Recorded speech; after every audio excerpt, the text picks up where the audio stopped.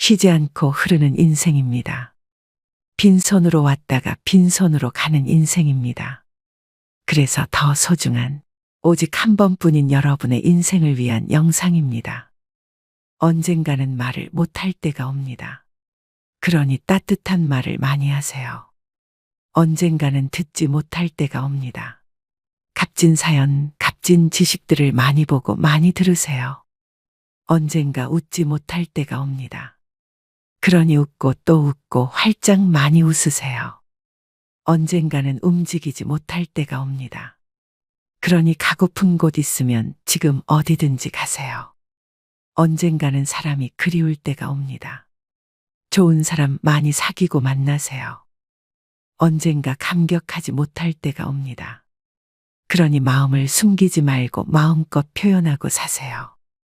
언젠가 우리는 세상의 끝자락에 서게 될 것입니다. 사는 동안 최선을 다해 후회 없는 삶을 살다 가셔야 합니다. 훌륭하게 늙어가는 작업을 나이 들어서 시작한다면 이미 때늦은 게 아닐까요?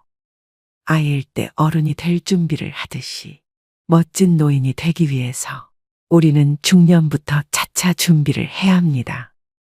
인생의 중심인 40과 50 사이, 배울 만큼 배우고 알 만큼 아는 나이가 되었지만 삶의 기준은 얼마나 명확할까요?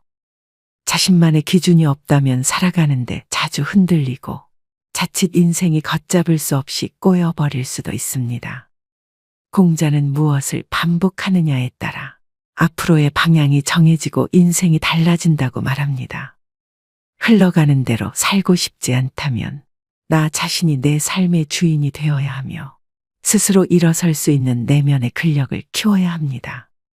방황하며 흔들리고 싶지 않다면 내가 하는 일의 주인이 되어 흔들림 없이 앞으로 나아가는 힘을 키워야 합니다. 외롭게 살고 싶지 않다면 관계의 근력을 강화해 다른 사람들과 함께 살아가는 힘을 키워야 합니다. 지금까지 살아온 방식을 반복하면 앞으로의 인생도 바뀌지 않을 것입니다. 그래서 오늘은 40과 50 사이라는 책을 바탕으로 1. 사람, 인생의 기준이 필요한 40, 50대에게 전하는 최고의 지혜를 알려드리겠습니다. 여러분의 인생은 분명 이 책을 읽기 전과 읽은 후로 나뉠 것입니다. 그럼 바로 시작하겠습니다. 40과 50 사이, 인생길을 바꾸는 핵심 요인 첫 번째. 좋아하는 자는 이기기 어렵다. 반복이 인생을 성공적으로 만들고 꾸준함이 인생의 격차를 만드는 기반이 됩니다. 오랫동안 하면 잘할 수 있고 어떤 일이든 잘하면 성공할 수 있다는 것을 우리는 이미 알고 있습니다. 그런데 그 반복이 어렵습니다. 꾸준함이 쉽지 않습니다. 그런데 그 문제의 모범 답안을 공자께서는 이렇게 말했습니다. 그것을 아는 사람은 그것을 좋아하는 사람만 못하고 그것을 좋아하는 사람은 그것을 즐기는 사람만 못하다. 세상에 준비 없이 되는 건 없습니다. 돈이 되는 일이나 가치 있는 일은 더욱 그렇습니다. 차를 운전하려면 운전하는 방법과 공공의 교통 법칙을 알아야 하며 운전 면허증을 취득해야만 비로소 가능해집니다. 바리스타로 취업하려면 커피를 공부하고 커피 만드는 방법을 익히며 자격증을 따야 가능해집니다. 운전을 위해 면허증을 취득하고 바리스타를 위해 자격증을 따도록 노력하는 게 바로 그것을 아는 사람이 되는 첫 단계입니다. 잘 아는 사람, 즉 지지자가 되려고 하는 이유는 그게 쓸모가 있기 때문입니다. 세간에는 좋아하는 일을 찾는데 시간 소비하지 말고 지금 하는 일을 목숨을 걸 정도로 열심히 하라는 조언도 많습니다. 초기 학습과 부단한 연습을 통해 잘하게 되었다고 해서 그 일이 좋아지는 것은 다른 문제입니다. 힘줄이 터지는 고통과 맹렬한 노력을 통해 그 분야의 최고가 되어 경제적으로 많은 부를 이루었는데 전혀 행복하지도 좋아지지도 않는 경우도 적지 않습니다. 그러니 그 분야에서 돈을 많이 벌고 일찍 은퇴하여 다른 일을 하는 경우도 많습니다. 정말 좋아하는 일을 한다면 수입에 따라 움직이는 일은 자주 일어나지 않게 됩니다. 그러면 그 일을 더 오랫동안 할 수 있게 됩니다. 물론 더 많은 수입을 마다하기는 어렵지만 수입이 그 일을 바꾸게 하지는 않습니다. 돈보다 더 큰 행복과 의미가 있을 테니까요. 우리가 정말 인생을 전반과 후반으로 나눌 수 있다면 이렇게 해보고 싶습니다. 인생 전반은 주어진 환경에 따라 살아가는 겁니다. 주어진 시스템을 벗어나기가 어렵기에 고단하지만 열심히 살아갑니다. 그러니 꼭 좋아하는 공부가 아니더라도 열심히 해. 좋아하는 직업이나 일이 아니더라도 최선을 다하며 살아갑니다. 많은 사람이 그렇게 살아가듯 말입니다. 지지자가 우리 인생을 멋지게 만들어주는 최고의 수단인 것처럼 말입니다. 그러나 인생 후반은 주어진 환경에서 벗어나 좋아하는 일을 하면서 살아가는 겁니다. 주어진 시스템을 벗어나기가 어렵고 고단하지만 그래도 좋아하는 일을 하려는 마음을 가지고 열심히 살아봅니다. 가능하면 좋아하는 일로 최선을 다하며 살아갑니다. 어제까지 우리가 살아온 길이 아닌 도전의 길을 걸어가 보는 것입니다. 출중한 능력과 노력으로 한 분야의 최고가 되어 충분한 부를 일군 뒤 은퇴하여 인생을 즐기는 사람들의 삶도 멋지고 훌륭합니다. 하지만 평범한 능력의 보통의 노력으로 인생 전반전을 큰 무리 없이 마친 사람이 충분한 부가 담보된 것은 아니지만 인생 후반전에 좋아하는 일을 하면서 행복하게 살아가는 삶도 훌륭한 삶이라 할 수 있습니다.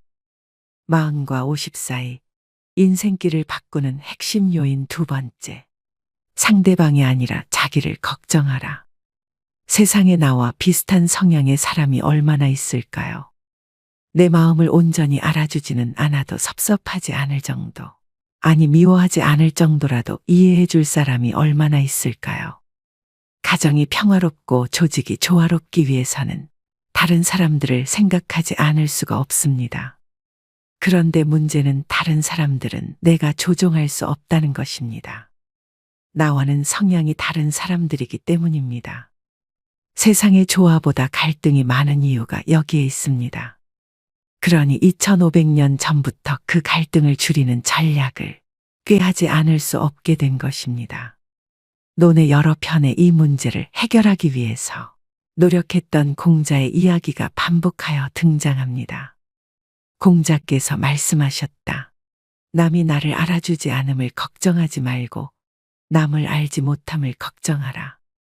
상사가 나를 알아주지 않음을 걱정하지 말고 내가 상사를 잘 모름을 걱정해야 비로소 문제의 실마리를 풀 수 있습니다.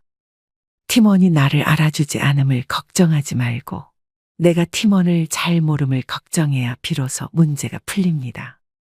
고객이 나를 알아주지 않음을 걱정하지 말고 내가 고객을 잘 모름을 걱정해야 고객의 지갑이 열립니다. 아내가 나를 알아주지 않음을 걱정하지 말고 내가 아내를 잘 모름을 걱정해야 평화가 찾아옵니다. 아이가 나를 알아주지 않음을 걱정하지 말고 내가 아이를 잘 모름을 걱정해야 비로소 문제가 해결됩니다.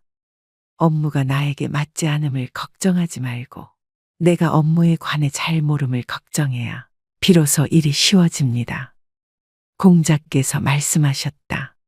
자리나 지위가 없음을 걱정하지 말고 그 자리에 앉을 수 있는 능력 갖추기를 걱정해야 하며 남이 나를 알아주지 않는 것을 걱정하지 말고 남이 알아줄 만하게 되도록 노력해야 한다. 사람은 누구나 더 높고 빛나는 자리에 앉고 싶어 합니다. 사원은 대리를 꿈꾸고 과장은 부장을 꿈꾸며 부장은 임원을 꿈꿉니다. 그런데 그 자리는 언제나 한정입니다.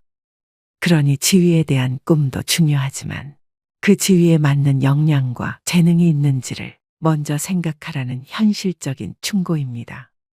알아줄 만한데 알아주지 않는 것은 상대의 문제입니다. 알아줄 만하지 않은데 알아봐 주기를 바라는 것은 욕심입니다. 알아줄 만한데 알아주는 것은 일상의 일입니다. 알아줄 만하지 않은데 알아주는 것은 이상한 일입니다. 언제나 내가 할 일은 딱 한 가지, 알아줄 만한 사람이 되는 것입니다. 40과 50 사이 인생길을 바꾸는 핵심 요인 세 번째. 원하는 바를 얻고 싶다면 끊임없이 여지하라. 아무리 막막해도 궁리하면 뭔가 헤집고 나갈 틈이 보이기 시작합니다. 생각하고 또 생각하면 아이디어가 떠오릅니다. 한 발 한 발 내딛기 시작하면 전혀 생각지도 못했던 좋은 생각들이 꼬리에 꼬리를 물고 고구마 줄기처럼 나타납니다. 이게 바로 여지아의 힘입니다. 소재를 어찌해야 할까? 어제까지만 해도 전혀 생각지도 못했던 너무도 산뜻한 이야기 소재를 이미 내가 가지고 있었다는 사실에 놀라곤 합니다. 오늘도 그런 이야기를 이렇게 쓰면서 여지아, 어찌해야 할까? 의 힘을 더 믿게 되었습니다.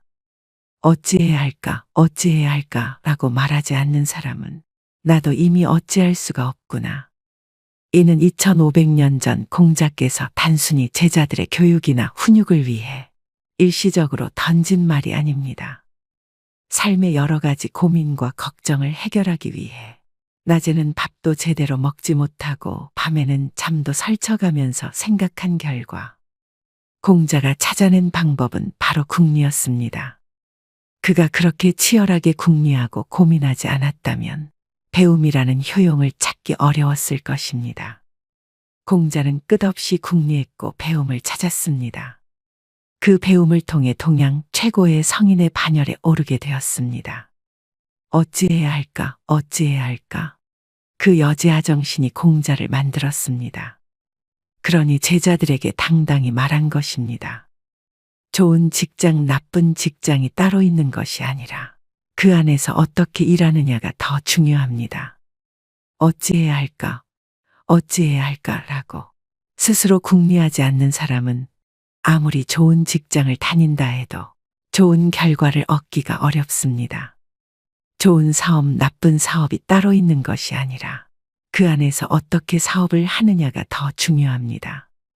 스스로 궁리하지 않는 사람은 아무리 좋은 사업을 한다 해도 좋은 결과를 얻기가 어렵습니다. 그래야 공부가 됩니다. 문제는 스스로 풀어야 합니다. 그래야 진짜 실력이 됩니다. 생각하고 궁리해서 풀어야 합니다. 어찌해야 할까를 반복해야 합니다. 한번 궁리해서 풀리는 문제라면 그것은 문제도 아닙니다. 풀기 쉬운 문제는 가치가 떨어집니다. 진짜 귀한 건 풀기 어려운 문제일지도 모릅니다. 5번 궁리를 반복하면 풀릴 문제를 4번째 포기하고 나가 떨어진다면 그건 궁리하지 않은 것과 같은 결과일 뿐입니다. 생각 없는 공부는 진짜 공부가 아닙니다. 생각 없는 실천은 진짜 실천이 아닙니다. 원하는 결과를 얻기 힘들기 때문입니다. 업무가 업무로 끝나서는 안 됩니다.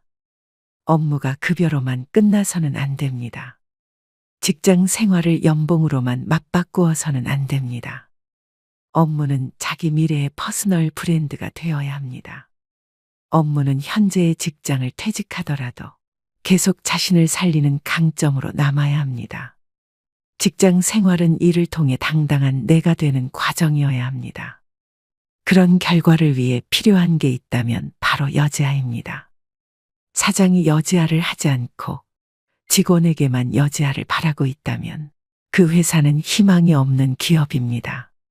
본인 스스로가 어찌해야 할까, 어찌해야 할까를 반복적으로 생각해야 합니다. 그렇지 않으면 세계 4대 성인인 공자조차도 일을 어찌할 수가 없다 했습니다. 궁하면 통한다는 말이 가만히 앉아 기다리는 사람에게까지 그렇다는 건 아닙니다. 아무 짓도 하지 않으면 아무 일도 일어나지 않습니다. 궁리하지 않으면 절대로 통하지 않습니다. 생각하지 않으면 풀리지 않습니다. 40과 50 사이 인생길을 바꾸는 핵심 요인 4번째. 덕이 있는 사람 곁에 사람들이 남는다. 사전적 의미로 덕은 인간으로의 도리를 행하려는 어질고 올바른 마음이나 훌륭한 인격, 도덕은 인륜의 대도, 인간으로서 마땅히 지켜야 할 도리 및 그에 맞는 행동이라 합니다. 공자께서 말씀하셨다. 덕이 있는 사람은 반드시 이웃이 있어 외롭지 않다. 공자께서는 덕이 있는 사람은 외롭지 않다고 했습니다. 신뢰와 사랑이 있는 사람은 외로울 수가 없습니다. 신뢰할 수 있는 사람 곁에는 늘 사람들이 모이기 때문입니다. 나의 상대나 나의 파트너가 덕이 있어서 사랑하고 이해하고 용서하고 도와주고 싶은 그런 어진 마음을 가진 사람이라면 그는 절대 외롭지 않을 것입니다. 믿음직스럽고 어진 사람을 좋아하는 사람들은 우리 주변에 흘러넘치기 때문입니다. 이는 예나 지금이나 마찬가지입니다. 혹독한 시기나 평화로운 시기나 마찬가지입니다. 동양이나 서양이나 마찬가지입니다. 덕이 있는 사람은 반드시 이웃이 있어 외롭지 않습니다. 스스로 일어서기 위해서는 덕이 필요합니다. 내가 남을 이해하고 포용하고 사랑하려면 먼저 내가 나를 이해하고 포용하고 사랑해야 합니다. 내가 나를 이해하지 못하면 많은 게 흐트러지고 견고하지 못하게 됩니다. 나의 현 위치를 파악하고 생각과 목표와 꿈을 설정해야 합니다. 내 꿈이 있어야 남의 꿈을 이해하고 포용하게 됩니다. 내 생각이 반듯해야 남의 생각을 이해하고 포용하게 됩니다. 내가 불안하면 남을 볼 겨를이 없어집니다. 나의 미래가 안개 속이면 남의 미래와 함께하기가 어렵습니다. 내가 나를 알아야 제대로 일어설 수 있습니다. 내가 먼저 의로운 사람이 되어야 견고하게 일어설 수 있습니다. 내가 나를 신뢰할 수 있어야 일어설 수 있습니다. 그러니 덕은 나를 세우는 도구입니다. 이 시대에 덕이 필요한 이유 3가지가 있습니다. 스스로 일어서기 위해서는 덕이 필요합니다. 내가 불안하면 남을 볼 겨를이 없어집니다. 나의 미래가 안개 속이면 남의 미래와 함께하기가 어렵습니다. 내가 나를 알아야 제대로 일어설 수 있습니다. 내가 먼저 의로운 사람이 되어야 견고하게 일어설 수 있습니다. 내가 나를 신뢰할 수 있어야 일어설 수 있습니다. 그러니 덕은 나를 세우는 도구입니다. 또 가정이 일어서기 위해서는 덕이 필요합니다. 가정의 시작은 부부입니다. 부부가 건강하고 서로 사랑한다면 못할 일이 없습니다. 돈이 없어도, 일이 힘들어도, 고부간이 갈등이 있어도 모두 이겨낼 수 있습니다. 부부가 사랑으로 합심하면 못할 일이 없기에 돈은 그리 큰 문제가 아닙니다. 부부가 사랑으로 서로 격려해 준다면 어떤 힘든 일도 이겨낼 수 있기에 일은 그리 큰 문제가 아닙니다. 부부간의 사랑이 견고하다면 고부간의 갈등도 결국에는 무너질 것이기에 그렇습니다. 돈 많고 잘난 사람이 사람을 모이게 할 수는 있지만 인품과 덕이 있는 사람이 사람들을 끝까지 남게 할 수 있습니다. 한 비자에 썼을 10%런 법술이 경영에 필요할 때도 있지만 사람 경영의 기본은 인품과 덕을 기준으로 삼아야 합니다. 사람이 있어 없는 덕이 만들어지는 것이 아니라 덕 있는 사람 곁으로 사람들이 모여드는 것입니다. 오늘의 영상 어떠셨나요? 사는 게 고달플지도 모릅니다. 하지만 언젠가는 고달픈 줄만 알았던 그 시절이 그리워질지도 모릅니다. 무더운 여름이 지나고 가을이 익어갑니다.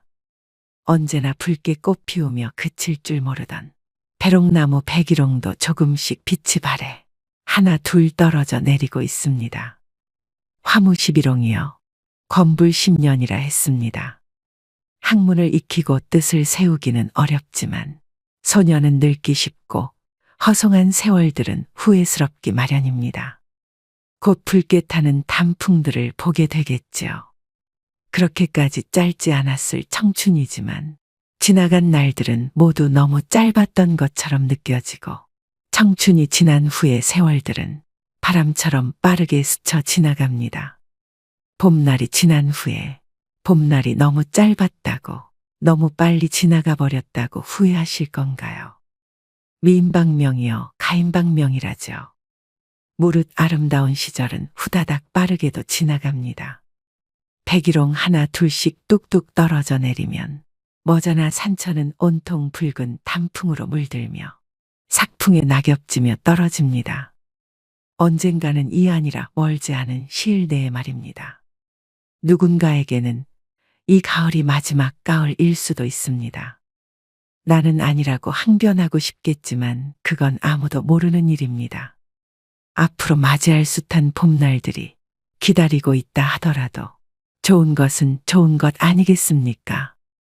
아름다운 봄날도 마음껏 즐기시고 오늘도 내일도 후회 없는 삶을 영위할 수 있다면 얼마나 좋겠습니까?